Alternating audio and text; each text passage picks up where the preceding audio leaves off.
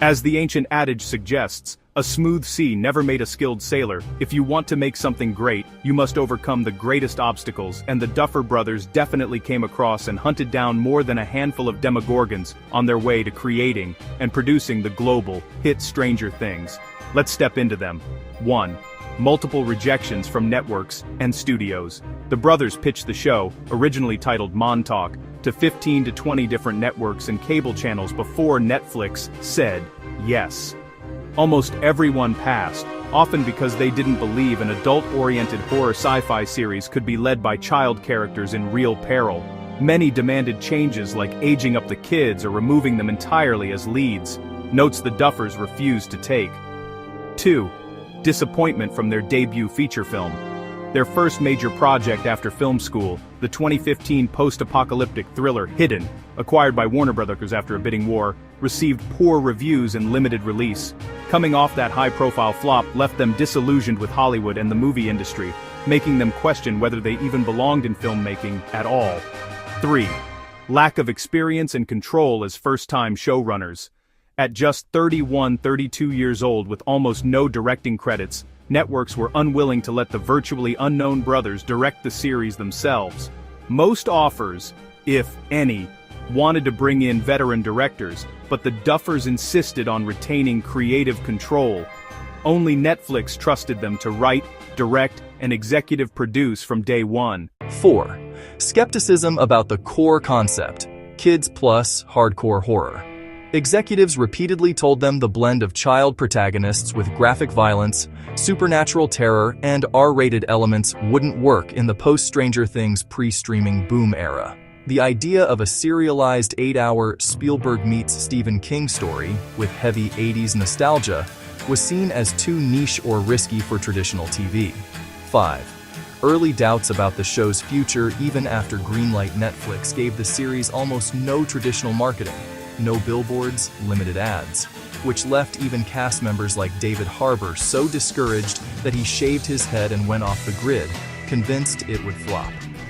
The Duffers themselves were hypercritical perfectionists who kept spotting flaws right up until, and even after release, begging Netflix for last-minute fixes. Despite all this, their persistence paid off. Stranger Things premiered in 2016 and exploded into one of Netflix's biggest ever originals. As Matt Duffer later said, they were complete failures who refused to compromise on their vision, and that stubbornness turned them into household names. Pretty inspiring and empowering, right? If you want to create something immortally great, you must learn from the greats who have done it. I'll break down how to become like the Duffer brothers here in this step-by-step playbook. 1. Start ridiculously early and obsessively make stuff. Age 8 to 18. The Duffer brothers got a Hi8 camcorder in 3rd grade and never stopped filming. Every weekend summer, homemade movies, sword fights, horror shorts, even a full adaptation of Magic the Gathering. Their advice: just start making things with whatever you have, no excuses. Phones today are better than the cameras they had. 2. Consume everything, especially the classics.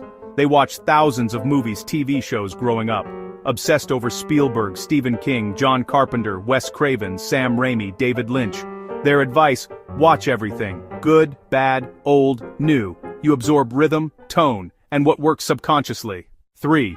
Go to film school, but only if it's hands-on. Attended Chapman University, Dodge College, stayed up until 3 a.m. editing with friends who also became pros, e.g. Justin Simeon of Dear White People. Realized directing shorts alone wouldn't cut it, focused heavily on learning to write scripts, the #1 thing studios buy. Their advice: writing is the most valuable skill. Production companies always need great scripts.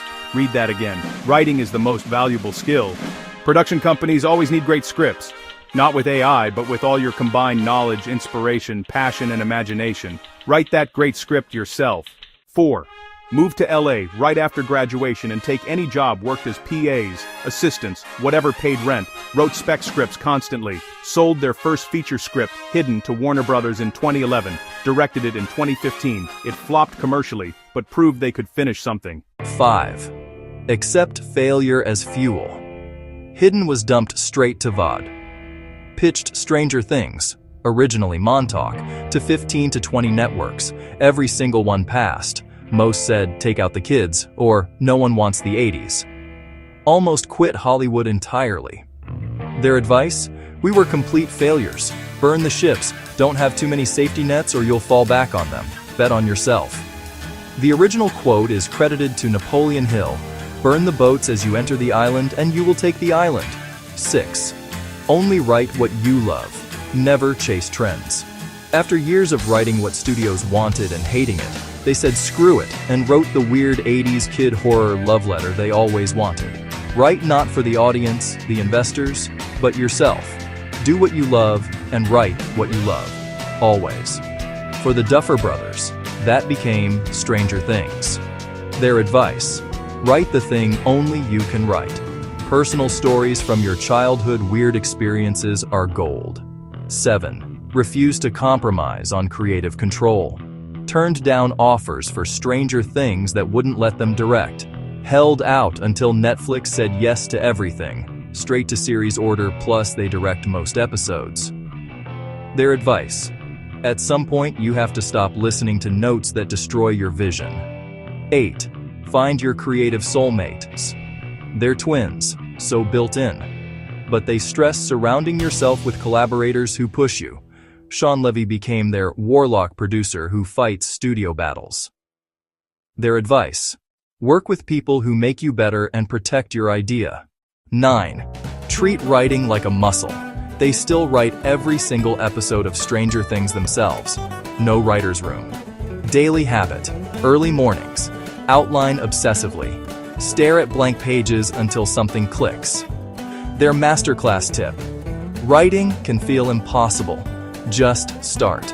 The process we use every day took years of failure to figure out.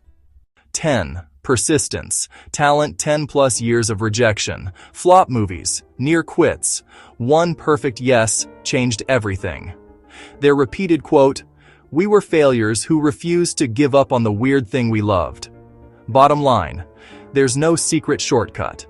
The Duffer brothers succeeded because they spent 2 decades making stuff, studying masters, writing what obsessed them, surviving brutal rejection, and never compromising on their vision.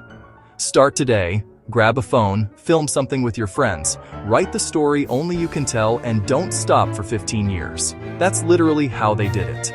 You got this. Still not enough? I knew it. Here are 10 Duffer brothers quotes to keep you enlightened. 1. We were all failures. Complete failures. Matt Duffer, on the early days of pitching the show, when they and the team felt like total Hollywood rejects. 2.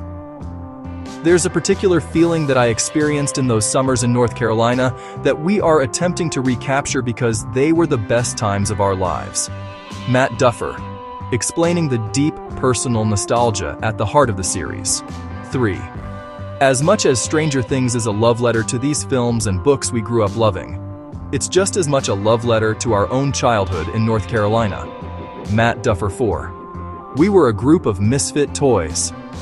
Ross Duffer, describing the original cast and crew before anyone believed in the show. 5. Because in reality, our only prior experience in Hollywood ended in utter failure. Matt Duffer, on why they never expected Stranger Things to blow up. 6. How to land the plane safely. Ross Duffer, on studying classic long-running shows while writing the Season 5 finale. 7. The scale of it is bigger. It's more action and more special effects, but it's also by far the most emotional season because it's the end of the story for all of these characters. Matt Duffer, teasing Season 5. 8. Everyone thinks Ross and I always agree on everything. It's just not true. We do a good job of hiding it. Matt Duffer, on the reality of working as twin brothers. 9. My favorite thing is that young people are having Stranger Things parties and binge watching it.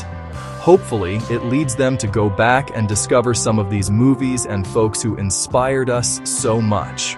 Matt Duffer. 10. We prefer not to disagree in front of groups of people. Ross Duffer, with a smile on keeping creative arguments private. These quotes capture the Duffers' humility, passion for 80s nostalgia, and sheer disbelief at how their weird little show became a global phenomenon. Which one resonates with you the most? That's it for lessons and quotes from Duffer Brothers and behind-the-scenes Stranger Things secrets.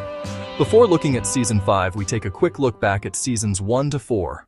We don't just watch a film for the thrill, but also for the theme. What's the real message behind all these? Here are 10 life lessons from Stranger Things. 1. Friends don't lie. Trust is everything. The core rule of the entire friend group. Real relationships survive only on radical honesty, even when the truth hurts. Lying to protect someone usually backfires spectacularly. 2. Found family is often stronger than blood. 11. Steve, Robin, Max, Hopper, Joyce. None of them are biologically related, yet they die for each other. The people who choose you are the ones who truly save you. 3. It's okay to be the weird kid. Will, Jonathan, Robin, Eddie, 11. The outsiders who get mocked end up being the bravest and most loyal. Being different is your superpower, not a flaw. 4. Trauma doesn't define you, but ignoring it will destroy you. Max bottling up her guilt and grief literally almost kills her in Season 4. Facing your pain with music, therapy, friends, or screaming into the void is the only way out. 5. People can change, give them a chance. Steve goes from douchebag bully to the group's beloved protector. Billy dies a hero. Even Jason Carver thought he was the good guy. Redemption arcs are real. Judgment isn't final. 6. As Nelson Mandela said, courage isn't the absence of fear. It's acting anyway. Dustin facing Dart, Nancy jumping into the lake, Max standing up to Vecna, Hopper walking into the Russian prison. Every hero is terrified. They just keep moving. 7. Love, in all forms, is the most powerful force in the universe. Joyce's love brings Will back from the upside down. Max's happy memories break Vecna's curse. 11's love for Mike gives her strength. Love literally defeats cosmic evil multiple times. 8. Growing up doesn't mean losing who you are. The kids keep playing D&D into high school. Dustin still wears weird hats. 11 eats Eggos at 18. Maturity is adding layers, not erasing your inner child. 9. Sometimes the real monsters wear human faces. Brenner, Vecna, as Henry Creel, the Russian generals, even the concerned parents mob in Season 4, the scariest villains often smile, speak politely, and believe they're right. 10. You don't have to face the darkness alone. Every single time, someone tries to fight solo, 11 in Season 1, Hopper in Season 4, Max in Season 4, they almost lose. The final message of the entire series. Together, ordinary weirdos can take down literal gods. At its heart, Stranger Things isn't about monsters or superpowers. It's about a group of broken, scared kids and adults who keep choosing each other. And that's the most human story of all. Remember the 10 life lessons Stranger Things spent a whole decade teaching us. Before we forget, let's look at key moments and characters from the series. First, the 5 biggest antagonists ranked by overall threat level, screen impact, and how much they terrified and changed the story. 5. Billy Hargrove, Dacre Montgomery. Season 2 to 3. Starts as an abusive, racist bully, then gets fully possessed by the Mind Flayer and becomes its deadliest human proxy in Season 3, murdering dozens at the mall. His redemption death while saving 11 is heartbreaking, but he was a terrifying antagonist while flayed. 4. Dr. Martin Brenner, Papa, Matthew Modine. The human monster who tortured and experimented on kids for decades, raised 11 as a weapon, and manipulated everyone at Hawkins' lab. Cold, calculating, and directly responsible for creating one Vecna in the first place. Pure evil, in a white lab coat. 3. The Demogorgon, Season 1's main monster. The original nightmare. Abducted, killed Barb, hunted the kids, broke into our world through the gate. 11 opened. It was the first real proof that monsters were real and set the entire show in motion. Still iconic. 2. The Mind Flayer, aka the Particle Monster, the Shadow Monster. The gigantic, spider-like sentient cloud that possessed Will in Season 2, built the Flesh Flayer monster in Season 3, and served as the general of the Upside Down Army. Even after Vecna was revealed as its master, the Mind Flayer is still the most physically apocalyptic force the gang has ever faced. Before revealing number 1, here are some honorable mentions. The Soviet Russians, Season 3 to 4, cold-blooded military threat. Lieutenant Colonel Sullivan, Season 4 military zealot hunting 11. The Thessalidra, D&D final boss, teased for Season 5. 1. Vecna, Henry Creel. 1. Jamie Campbell Bower. The ultimate big bad. Creator of the Upside Down as we know it, murderer of millions, in visions. Mind-violating psychic killer with the most personal and gruesome deaths in the entire series. Season 4 revealed he's been the puppet master behind almost everything since the beginning, hands down the number 1 villain. With the bad comes the good. Let's also look at the best scenes of each season taken from fan polls, critic lists, YouTube views, and cultural impact combined. Season 1 11, Flipping the Van, Episode 6, The Monster. The kids are cornered by the bad guy's cars. 11 walks out, nosebleed, raises her hand. The van flips end over end through the air in slow motion, while the synth score explodes. First true holy crap superhero moment of the series. Still the most rewatched clip on Netflix's own YouTube channel. Season 2, The Snowball Dance Finale, Episode 9, The Gate. Dustin getting rejected, then dancing with Nancy, Lucas and Max, slow dancing, 11 and Mike's first kiss to Every Breath You Take, Will smiling with his friends, even Hopper and Joyce sharing a quiet moment. Perfect emotional payoff after the darkest season. People openly sob every rewatch. Season 3, The Never-Ending Story Duet, Episode 8, The Battle of Starcourt. Dustin and Susie are forced to sing the entire theme from The Never-Ending Story over the radio, while the fate of the world hangs in the balance. Went from what the to the most quoted, memed, and beloved moment in the entire show within hours of release. Season 4, Max Running Up That Hill, Dear Billy, Volume 1, Episode 4. Max, trapped in Vecna's curse, floats toward her death, while Kate Bush's Running Up That Hill swells. Her friends play her favorite song on cassette, memories of Lucas, skateboarding, the group. She breaks free and runs toward the red portal light. Widely called one of the greatest single episodes of television ever made, and resurrected a 37-year-old song globally. Season 5. It's for you to watch and tell. There's no story without characters. Here we check out the most popular character. Who would it be? 11, Mike, Joyce, Jonathan, or Hopper? Drum roll, please. The most popular character is Steve Harrington, played by Joe Keery. Why Steve? The ultimate redemption arc. He starts as the arrogant jock bully in Season 1. Everyone hated him at first. Then evolves into the protective, hilarious babysitter with perfect hair, nailing bats, and endless charisma. Fans adore the glow-up. He's often called King Steve or Steve the Hare, ironically and lovingly. Fan polls and rankings dominate him. Ranker, ongoing voter list with over 100K votes. Steve Nar 1, Dustin Nar 2. Reddit fan polls, multiple over the years. Steve consistently wins or places top 2. Recent 2025 articles, Collider, DraftKings, comicbook.com. Many rank him number 1 for best character development and likability. Meme and merch king.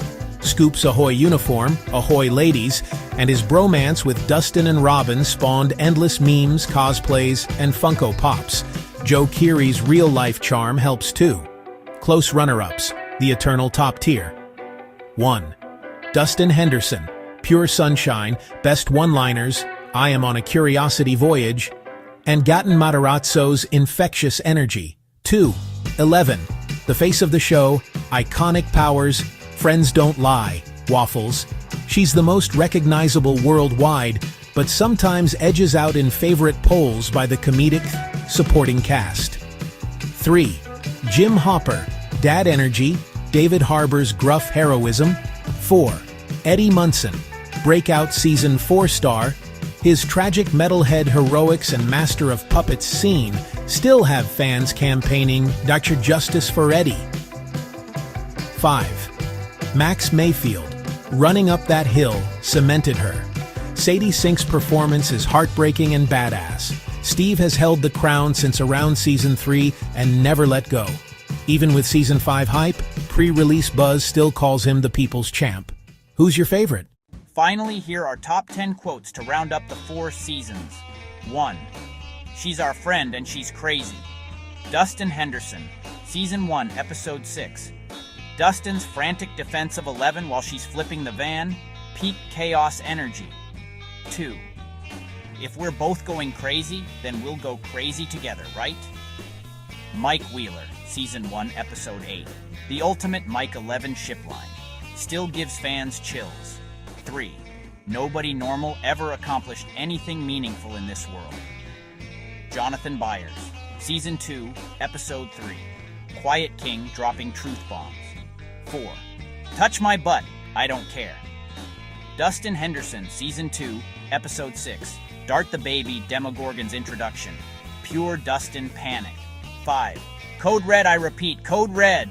Dustin Henderson, multiple seasons. The walkie-talkie classic that launched 1,000 ringtone downloads. 6. I dump your ass. 11. Season 3, Episode 3. The most satisfying breakup in TV history.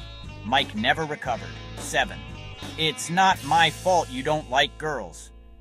Mike Wheeler, Season 3, Episode 3. The line that sparked a million Mike is bi theories. 8. I pigged out on samples at the mall and now my stomach hurts. But it was worth it. Robin Buckley, Season 4. Peak Robin. Maya Hawke's delivery is perfection. 9. I know you never run, so run, you idiot. Eddie Munson, Season 4, Episode 9. Eddie's final heroic moment. Cue the ugly crying. 10. The devil has come to Hawkins. Turns out I'm a pretty damn good babysitter. Wait, no. Bonus reel, Albert 10. Hey, Dingus! Robin and Steve's entire dynamic, but especially Robin's first word to Steve. Season 3 onward. The platonic soulmate nickname that lives rent-free in everyone's head. Honorable mentions that almost made the cut. She will not be able to resist these purrs. Dustin. I'm stealthy like a ninja. Steve. You're just jealous because I have another older male friend. Max to Lucas. Watch out for profound quotes in Season 5. After looking back at the 4 seasons, let's see what Stranger Things Season 5 brings us. Spoilers alert. Click like, subscribe, and then stop watching now if you don't want any spoilers. Thanks for watching, and let's go to Season 5. The astronomical production cost. The reported budget for Season 5 is approximately $400 to $480 million for 8 episodes, averaging $50 to $60 million per episode. Each episode runs 90 to 120 plus minutes, so it's essentially 8 feature-length movies stitched together as one season. For comparison, Season 4 cost around $270 million, $30 million per episode, and Season 1 was a modest $48 million in total. How it stacks up against actual films. Season 5 alone costs more than almost every single blockbuster movie ever made. Only a handful of theatrical giants, Pirates of the Caribbean, On Stranger Tides, $479 million, Jurassic World Dominion, $465 million net, and Avengers Endgame, $400 million, come close, or barely surpass it, while the vast majority of Marvel, Star Wars, and James Cameron epics fall well below. When measured per minute of finished runtime, Season 5 is comfortably the most expensive screen production ever released. Its longest episode alone, the 195-minute finale, cost more than Dune, Part 2, Oppenheimer, or Top Gun, Maverick in their entirety. Against television, the gap is even more dramatic. Season 5 dwarfs previous record holders, such as The Lord of the Rings, The Rings of Power.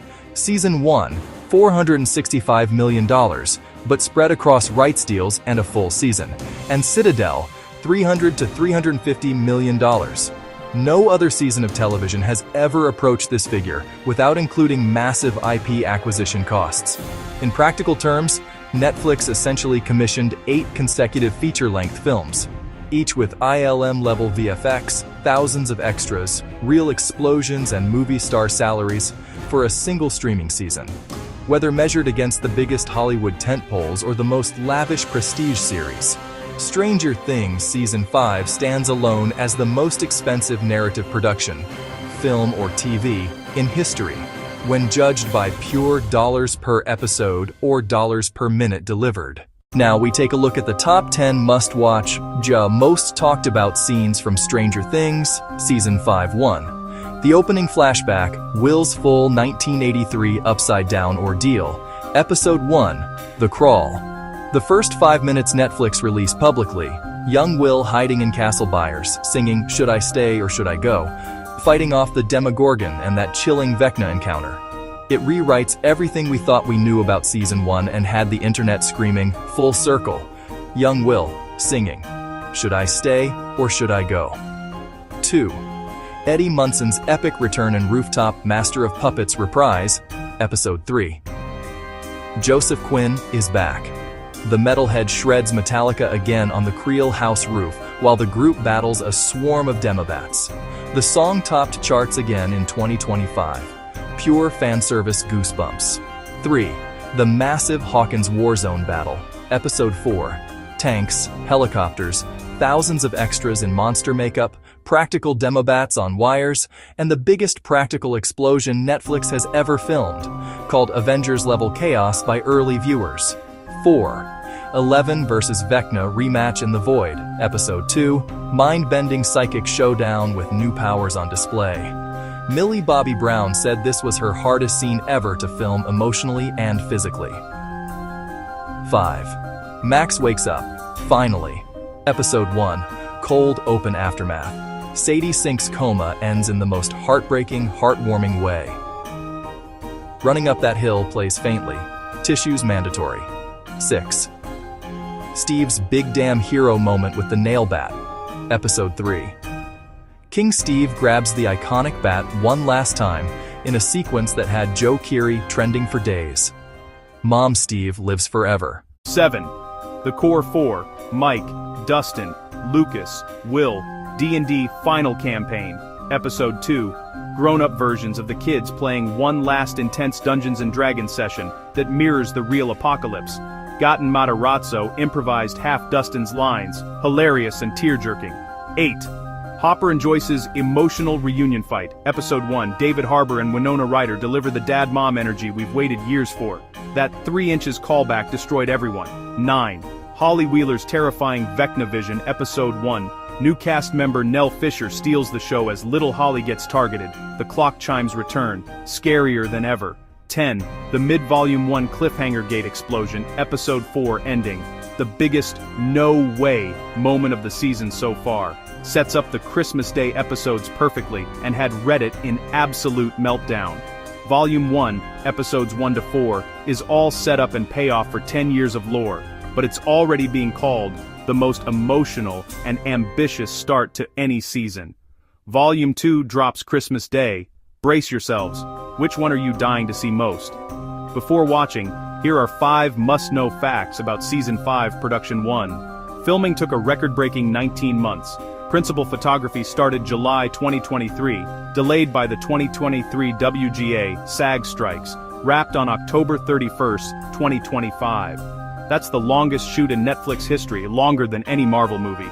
Because of the massive scale, practical sets, and the fact they filmed almost everything in sequence. 2. They built the largest practical set in Netflix history, a full-scale destroyed Hawkins town. An entire abandoned neighborhood in Georgia was turned into a post-apocalyptic war zone, with real tanks, helicopters, crumbled buildings, and thousands of practical vines, demobats. The finale battle reportedly used over 1,200 extras in monster makeup in one single day. 3. The episodes are basically movies. Runtime is insane. Episode 1, 68 minutes. Episode 2, 82 minutes. Episode 7, the big one, 2 hours 29 minutes. Episode 8, series finale, 3 hours 15 minutes, longer than Avengers Endgame. The Duffers have called it our Return of the King. 4. They brought back Eddie Munson with practical plus CGI hybrid Joseph Quinn return for multiple episodes. His guitar solo callback scene in Episode 3 used the same rooftop set from Season 4, rebuilt exactly, and combined practical puppetry with ILM-level CGI for the biggest holy fan service moment of the season. 5. The Duffer brothers said they cried every single day of the last 2 weeks of filming because it was really the end after 10 years. Everything ends here. The Duffer brothers have confirmed this is the definitive conclusion.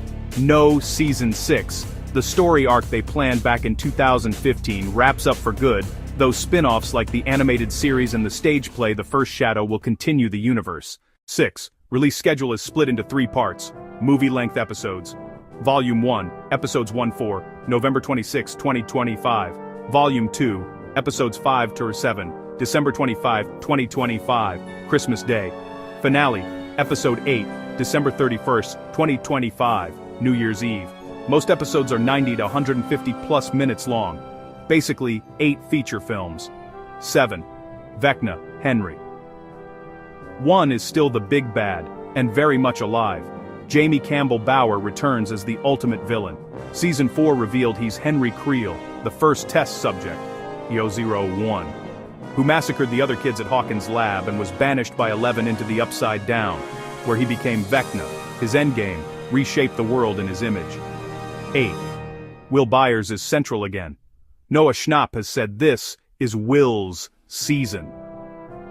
His connection to the Upside Down and Vecna Mind Flayer is stronger than ever. Trailers heavily tease Vecna targeting him specifically. It's time. Finish what we started. 9. The whole core cast is back. And older. Everyone returns. Millie Bobby Brown, 11. Finn Wolfhard, Mike. Gatton Matarazzo, Dustin. Caleb McLaughlin, Lucas. Sadie Sink, Max. Natalia Dyer, Nancy. Charlie Heaton, Jonathan, Joe Keery, Steve, Maya Hawke, Robin, Priya Ferguson, Erica, Winona Ryder, Joyce, David Harbour, Hopper, and more. New addition, Linda Hamilton in a mystery role. 10. Time jump. It's now fall 1987. About a year has passed since season 4's spring 1986. The kids are proper late teens, young adults now, mirroring the real-life cast aging. Expect bigger action, more mature themes, and the most ambitious VFX yet.